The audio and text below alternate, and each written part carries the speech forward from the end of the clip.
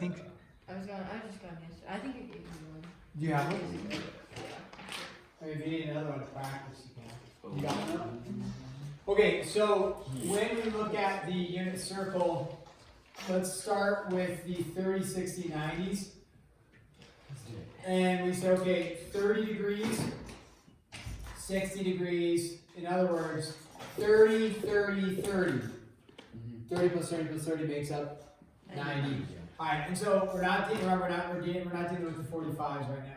So when you split up the circle, you're splitting it up into how many parts? 1, 2, 3, 4, 5, 6, 7, 8, 9, 10, 11, 12.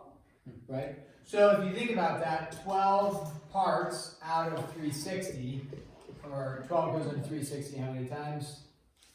30 times. Okay. So that's easy for the degrees, right? Most everybody's comfortable with degrees because we work with degrees. I mean, you've worked with degrees since you're in elementary school. So 30, 60, 90, add 30 more gives you 120, 150, 180, 210. You just march around and add 30. So that's pretty easy. But you can think of it as that it's split up into 12 equal parts, right? Or you could also understand that half of the circle is split up into how many equal parts? Just half of the circle is split up into. Well, half the circle. Half of this is split up into how many equal parts? 6. Oh, six. Yeah, not a circle split up into 2 equal parts. Half of the circle is split up into 6 parts. So if you go 180 out of 6, you still have 30 degrees. Again, the degrees are not the issue. What's the issue for people that they're first learning this? Not the degrees, but the radians. Yes, which is the pies. The ratio, sure, sine and cosine, but we've worked with that quite a bit, 30, 69 triangles. So, in other words, the struggle begins with the idea of pi, right? So in this, you have to, if you can memorize this, a whole circle has how many pies in it? 2 pi. Half a circle has how many pies in it? Pi. So I used to show it 2 ways, or 1 way. I used to say, hey, if there's 2 pi in the whole circle, 1 chunk of this is, remember, how many parts is it split up into for the whole circle? 1/12, so 1 chunk is 1/12, right? This section, 1/12 of the whole circle is 2 pi. 2 pi. Well, 1/12 of 2 pi is equal to, reduce for me, come on. Be quick. 1/6 pi. Pi over 6. Yeah. Let's go with the pi's on top because on the unit circle you don't see 1/6 pi as pi over 6. So help me out there. Then we go, okay, 2 chunks is not 1/12. 2/12 of 2 pi, which reduces to 1/3 pi. Pi over 3. Pi over 3. Do you see that under the unit circle? No, this one, but that one. Well, look at. I gave you the cheat sheet. Yeah. Oh yeah, I know that. Yeah, look at your cheat sheet. All right, and we can keep going, right? Yeah. With that. 3, 4, 5. Well, let's check this though. So that's in the 12ths. What about the idea of 6ths? Well, if you do it in terms of 6, this chunk right here, right? That's 1 chunk out of 1, 2, 3, 4, 5, 6, right? So it's 1/6, not of 2 pi, but of, because we're only doing half the circle, 1/6 of pi. There you go, pi over 6. No reduction needed. Okay. So you can either do it out, so we go pi over 6, because it's 1/6 of a pi. Now we'll write this 1/6 of the pi, how many sections of the pi? Or of pi, not of the pi. How many did I just do? 2. 2 pi over 6, which reduces to pi over 3. 1, 2, 3. 3 pi over 6, which reduces to Pi over 2. pi over 2. 1, 2, 3, 4. 4 pi over 6, because it's 4/6 of the pi. And 2 pi over 3. 2 pi over 3, Oh, and 1, 2, 3, 4, 5. 5 pi over 6, no reduction needed. And then the last one is 6 pi over 6, which is pi. And then the next one is 7 pi over 6. 7 pi over 6, no reduction needed. The next one is 8 pi over 6, reduced to 4 pi over 3. 4 pi over 3. And then the next one is 9 pi over 6, which is 9 pi over 6. 3 pi over 2. 3 pi over 2. And then 10 pi over 6. 10 pi over 6, which reduces 5 to pi over 3. 5 pi over 3. And then 11 pi over 6. And then 12 pi over 6. So however you want to do it, you want to do 6 or 12s. I actually recommend the 6ths. Why do I recommend the 6ths? Well, it's smaller numbers. But you just go 1, 6, 2, 6, 3, 6, 4, 6, 5, 6, 6, 6, 7, 8, 9, 10, all out of 6. So you can memorize it, go ahead and memorize them, or just get to the test and quickly go 1, 6, 2, 6, 3, 6, 4, 6, and then reduce them. You want to reduce. If you don't reduce them, you'll be marked wrong. You can't leave it as like 4 pi over 6. You just reduce them. How about the ones that are fourths, or I guess it would be eighths of the whole circle. 8s or what? Or fourths. Fourths of 2 pi. Or the half of the circle, which is 1 pi. Yeah. So do the exact same thing. Here's your circle. Now you're doing it in the 45 degrees, which again, we don't need to do 45 out of 360 or anything like that, right? Because in terms of like, you know the degrees, 45 degrees, 90 degrees, plus 45, 130, right? So that part is really easy. But like Alexa said, you're either doing 1/8 of 2 pi, because there's 8 sections of the circle, or you're doing 1/4 of half, so 1/4 of Pi. pi. 1/8 of 2 pi or 1/4 of pi. Again, which one would I recommend doing? Fourth pi. Fourth. Mm-hmm. So we go 1/4 of pi, which is Pi over 4. pi over 4. You already know what this one is. You should, based off of that. But you can do it in the fourths as Pi well. over 2. 2 pi over 4. I'll write it so we see it. 2 pi over 4, which is Pi over 2. pi over 2. And then what's the next one going to be? Well, it's 3 pi over 4. 3 pi over 4. Next one is 4 pi. 4 pi over 4, which is pi. 5 pi over 4. 5 pi over 4. 6 pi over 6 pi over 4, which is 2 pi over 3. And then the last one is, Wait, 3 pi over 2. 3 pi over 2. And then the last one is 7 pi over 4. 7 pi over 4. And then make sure you have 2 pi. Now on the test, you'll want to do this, because it is important to kind of make a note. You'll want this 0 degrees and 0. We usually don't say 0 pi, right? Because 0 pi is 0. But 0 degrees and 0, and then 360 degrees and 2 pi. Oh, okay. 0 degrees and 0, 360 degrees and 2 pi. Make sure to have those 4 parts. Okay. A lot of people forget to put the 360 and 2 pi, or they forget to put the 0 and 0. So you'll want to make sure to do that.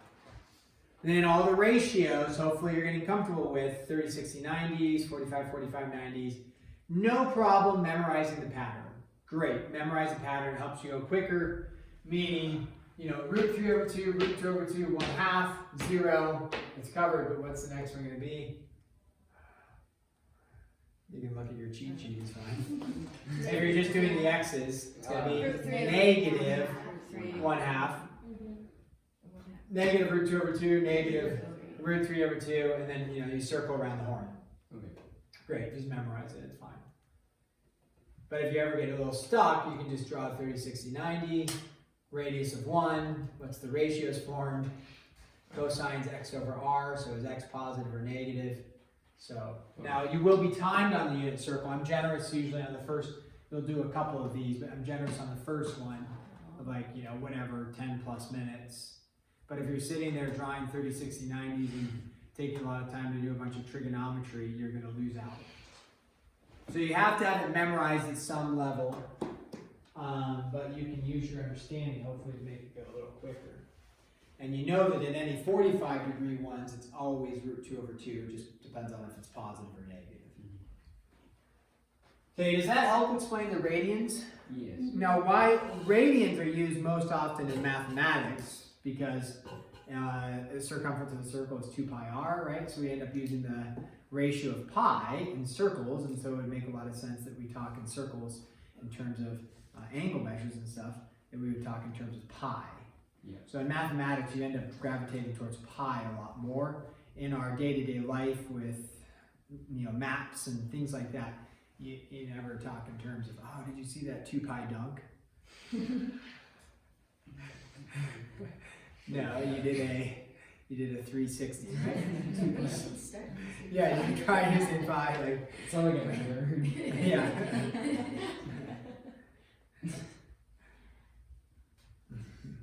I did a pi turnaround in my life. A pi turnaround, what? Yes, I turned around 180 degrees, turned my life around. So, yeah, that's just the, so if you get used to talking in terms of radians, it makes life easier for math stuff, right? So, but this, I think, hopefully will explain it, and then you can memorize it, or just know you have sixths or sixths and fourths, and then just march around the horn from there. Okay, so let's go to solving right triangles. Solving right triangles is the getting away from, well, like story problems basically, or just pictures of right triangles, using your calculator away from only unit circle stuff, which is what we've been doing with 30, 60, 90s, 45, 45, 90s. This gets us into looking at setting up a triangle, or a triangle is given to you, and solving that way. All right, so in that, we have two things that we dealt with last year in geometry when we deal with story problems and right triangles.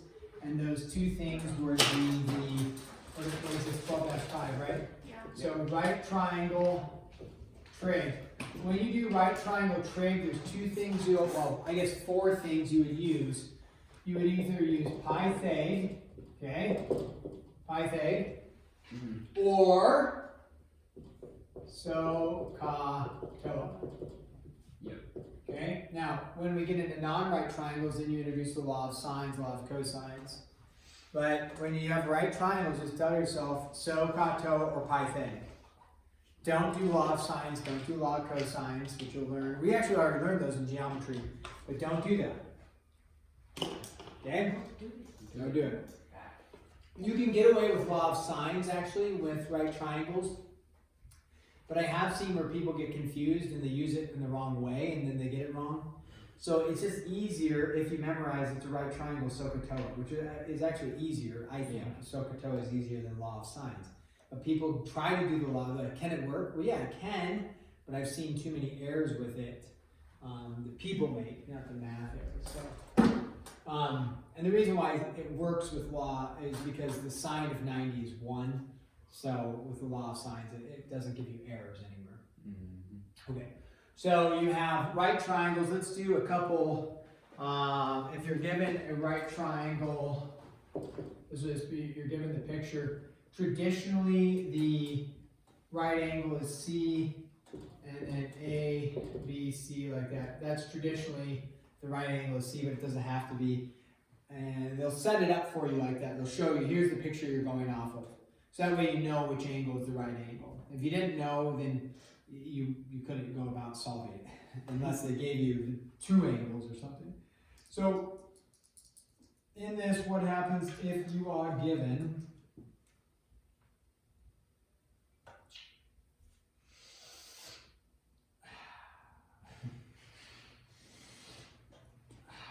let's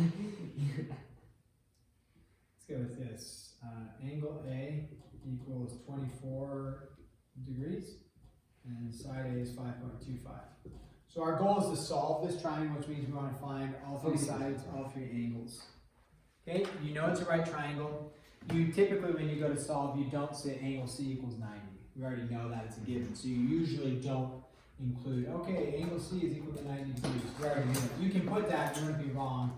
Usually don't do that. So we're trying to find angle B, and we're also trying to find side B and side C. So angle B, do we need trig for it? No. No, why don't we need trig? Pi Ooh, No, you can just maybe. subtract 90 plus 20. 180 minus 90 minus 20. Yep, or 90 minus 24. Oh, okay. Because the Yeah, that's two acute nice. angles are complementary, because they must equal 90. So 90 minus 24 gives you 66. 66 degrees. So no trigonometry needed for angle B. So now for side B, now we can fill in here, because we're only going to do one of these, I think, 24 degrees, and then we said 66 degrees. We know A is 5.25. All right, we want to find side B and side C, so we're going to need to do SOHCAHTOA.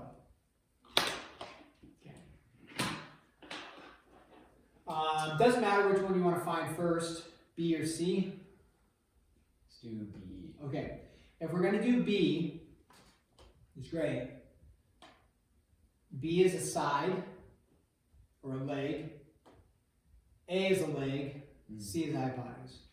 So out of the three trig functions, sine, cosine, or tangent, if I want to find B, which one am I going to use? Sine, cosine, or tangent?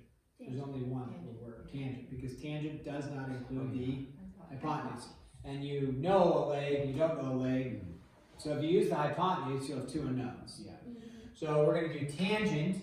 We pick the angle measure. Don't ever pick the 90. You pick the acute angle, and it doesn't matter which one. So you can go 24 is fine. So if you go 24, that's TOA. So it's opposite over adjacent. So what's it going to be? 5.25 over B. 5.25 over B. So you multiply both sides by B, and then divide by tangent of 24, right? Can you do the inverse? You would never do the inverse tan when you already know the angle measure. You only do Oh, inverse okay. tan when you don't Oh, yeah, know that's the right. angle measure. So I don't tan, so then you just do that. That's what we leave for the answer. No. You want B. What's B equal to?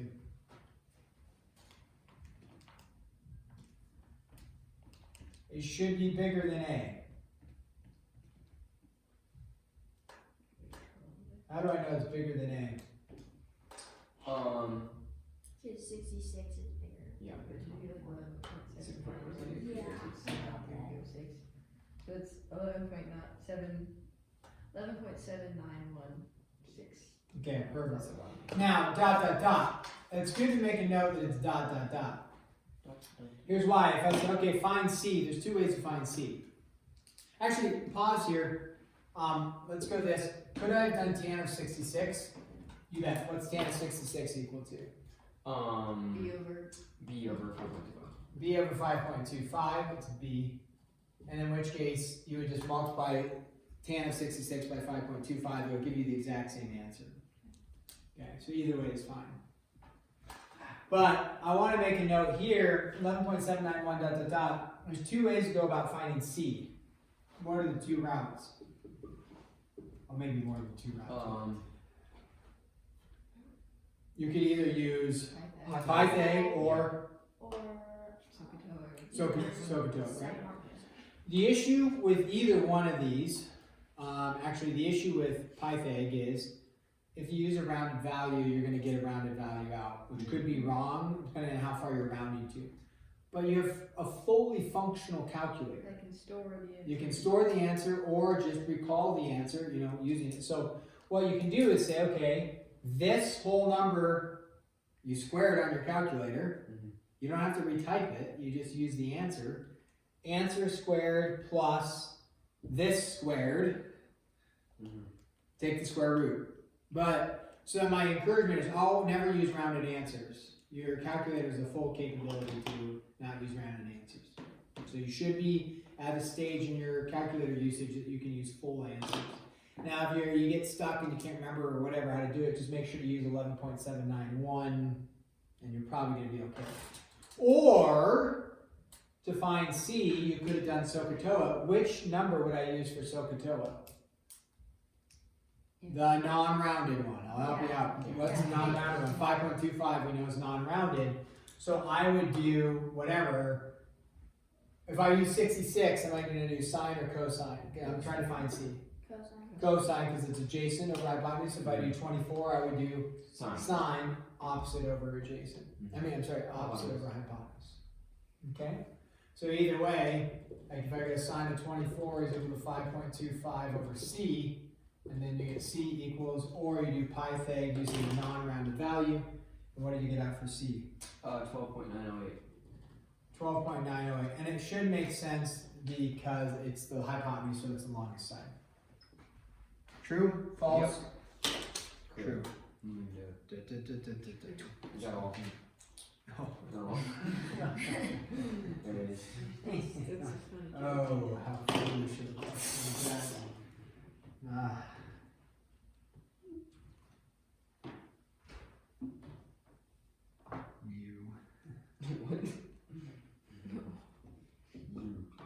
The height You suck. of an iso trap is 6 units.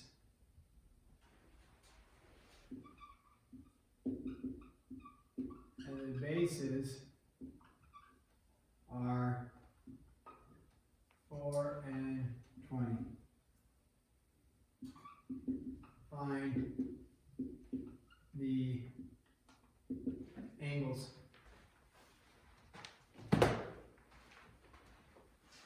Okay, ready? Ready. We gotta review what's a trapezoid. It's like, It's a triangle with its head cut off.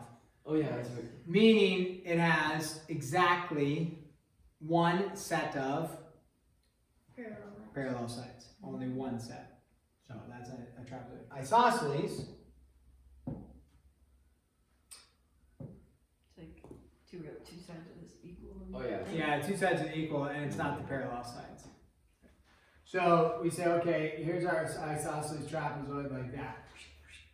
It's not perfect, but which parts are going to be equal? Here and here. Yep. What the isosceles trapezoid tells us then, I mean a couple things, but one thing it tells us is, what do we know about our angles? The top ones are. Oh, top ones and the bottoms are. Oh yeah, that's right. They both equal 180. Those are equal, and then these are equal, but like you stated, this angle and this angle are 180 because two parallels caught by a transversal, It's coming back. consecutive interior angles are supplementary. There it is, yes. Okay, so when it says, the bases are pretty easy to label, I think. Where's the 4 go? Top. Top. Where's the 20 go? Bottom. Bottom, okay. The 6 is easy to label, possibly. It says the height is 6. Just draw a line.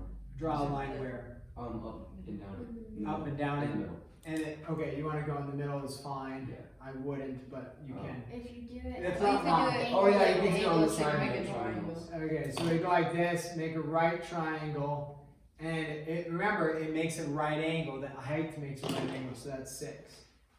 All right, so now we have this, and we have this, we have this, we have that, we have that, and this is that angle measure. We can assign the angle measure of a name, a variable. What variable? It doesn't matter. X, okay? So we'll just put that as X, so that's X there. Do I have enough information going forward to solve for X? As is? No. No. But is there enough information out there to find X? There is, we need to add some information. So I either need the other angle, which I don't know, or I need another side or a hypotenuse. We find like the little like bottom side. Could you go like 20 minus 4 y. or 20 minus 4 divided by 2? Okay, so you want to say the whole length Yep. minus 4, that gets rid of, Oh, I see. gets rid of this, so Yeah. 20 minus 4. And then divided by. You know this is, we'll call this Z, and therefore that's Z, since it's isosceles, Z and Z. So you're saying,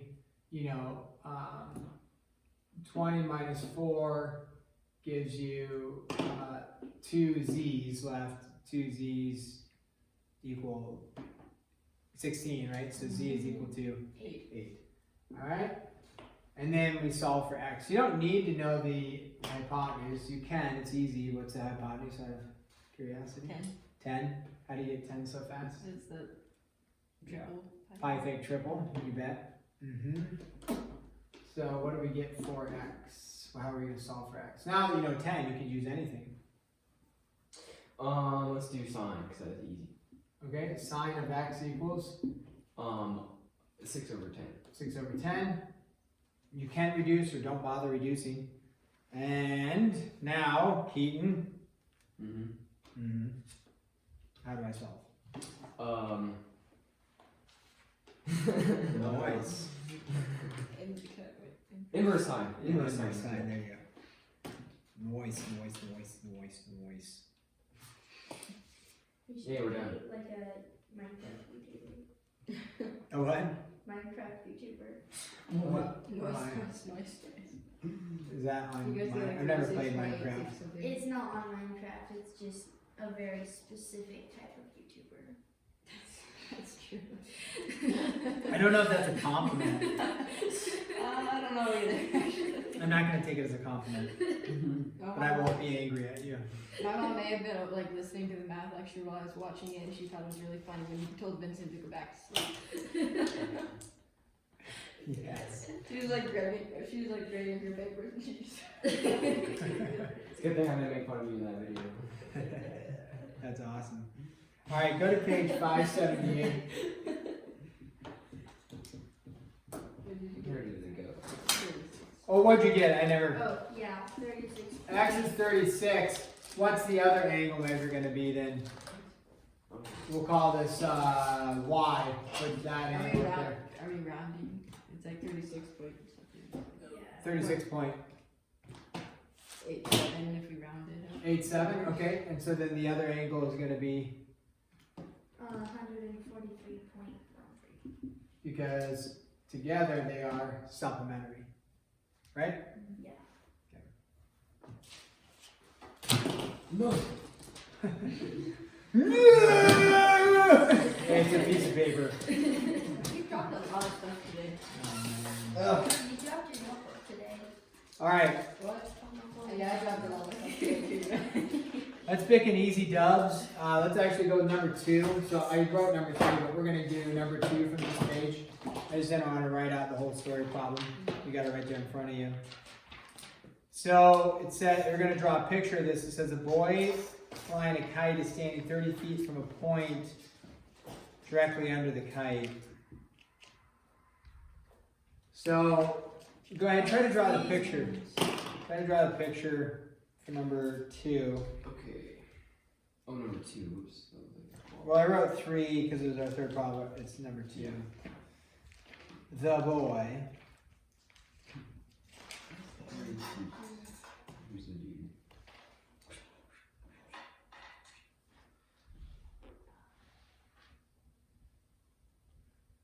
Oh, he's directly under the kite.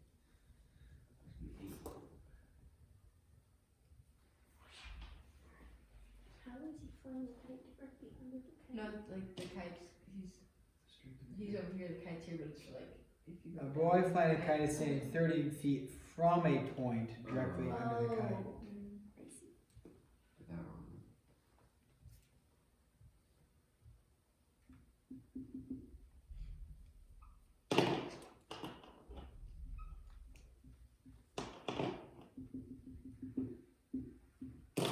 Okay. Is this what you have? Yep. Okay. These should make a right angle. Check. What's the other side? No. 40. Why 40? 5 5 and triple. No. Now, if you wanted to find it, what would you do?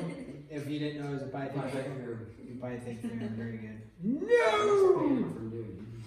Okay, so then we look at number. So what do? It says find the angle of elevation. Oh, that was the one thing I forgot to discuss over here. I'll just write it in here. Angle of elevation is always from the horizontal looking up. Okay. Angle of elevation from the horizontal, wherever you're at, looking up.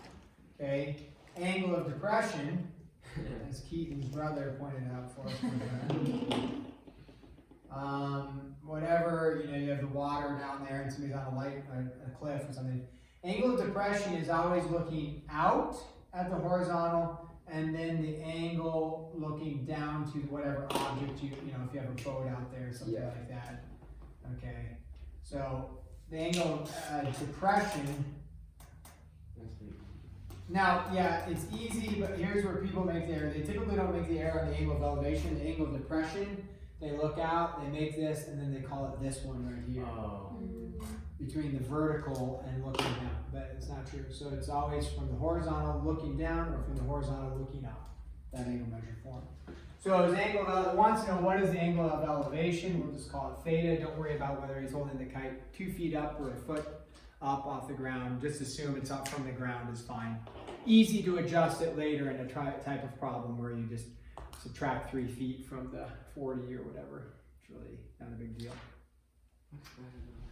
So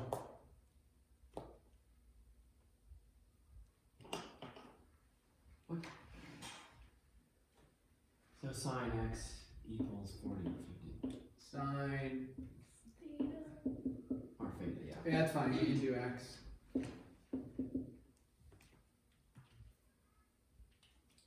Oh, that's why.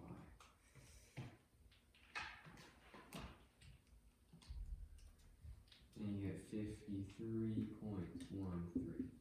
Yes. Okay. Nice. Nice. Cool. Cool. Are we done? You want to be done? Yes, are we done? Is what I No, I don't care. Unless there's like a super hard one in there, then we can do it. That would be really nice to have. I don't know how many problems you have.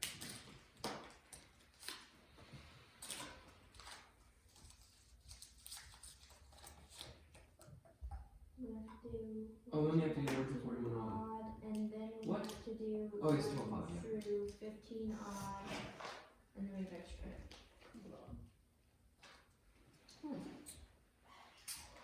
Let's see. Maybe you want to do like 14. Yeah, let's do it. Let's do 14. They draw a picture for you. Maybe it's too easy. Let's do the very hardest one. But sometimes people struggle with the pendulum idea. Ew. So 14. Okay, a pendulum 50 swings at an angle. How far? 26 degrees. 26 degrees. So it swings up like this. And if this is 50, this is also 50. And it states how much is the lower end of the pendulum raised. So here's the pendulum, here's the pendulum. So how much did it raise? Meaning, and they even draw it for you, what's this value? I think they call it x. Yeah, what's this value x right there?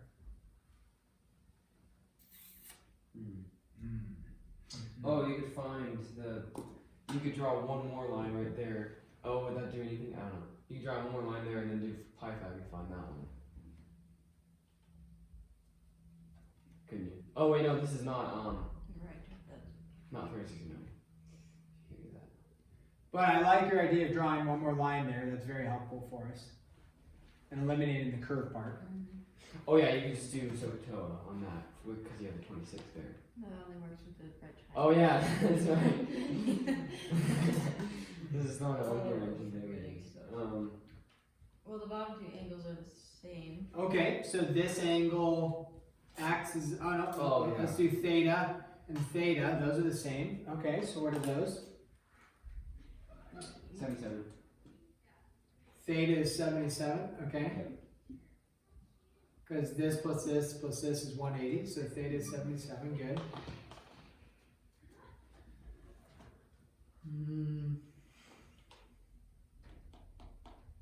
Oh, you could go, because that's 90 right there. Where? That, Oh. those two. Here? No, sorry. Yeah. Coming down. Yeah, Yeah. this one. Okay, so we'll call that alpha, squeeze in alpha, so what's alpha equal to? 112. No. 102. No, just alpha. Oh, this is 90. Whoops. So it's. Yeah. 13. Yes, 13. Okay, so now let's draw this little triangle. We're making some good headway. Maybe I should have made it bigger. That's x, that's 13 degrees. We're getting close. How much more information do I need? Another side of Another side, right? What's the only possible side we could probably find?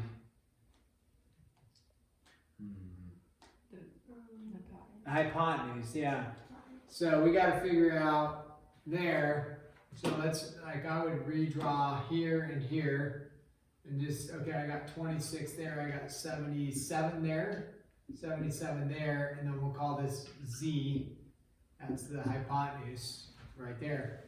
How might that, oh, we know 50, and we know 50. It's a lot of information.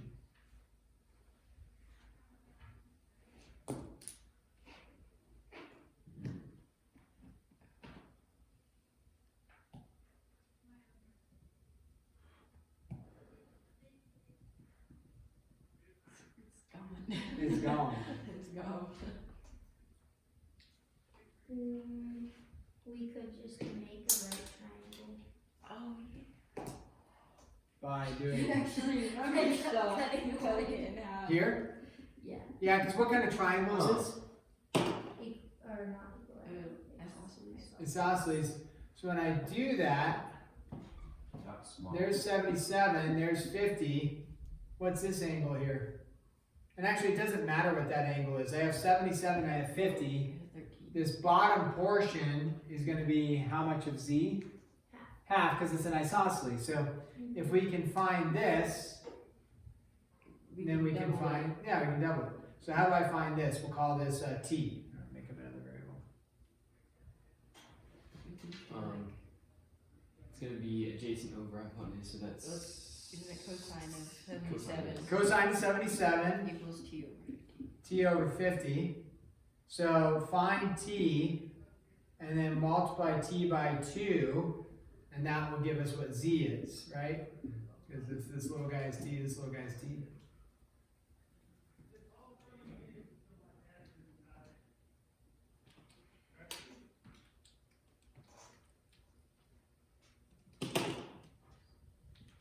T is 11.25. Right. And then multiply it by 2, or is that already multiplied by Oh, 2? sorry, it's not multiplied by 2. So 22.4. 22.5, basically. 22.5, okay, rounded, that's good. So the whole Z then, the hypotenuse is 22.5. So now we're back to our little triangle. How do I find X? It's gonna be opposite, so sine. So Sine of 13 equals x over 22.5. 22.5. Oops. 22.5 sine 13. 5.06? Yep. That makes sense? Yeah. Yay. all right. Now you get your wish, Keaton. Yay.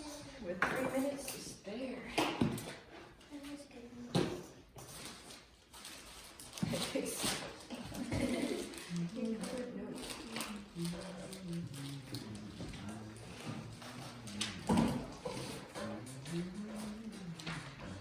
No, it's Friday.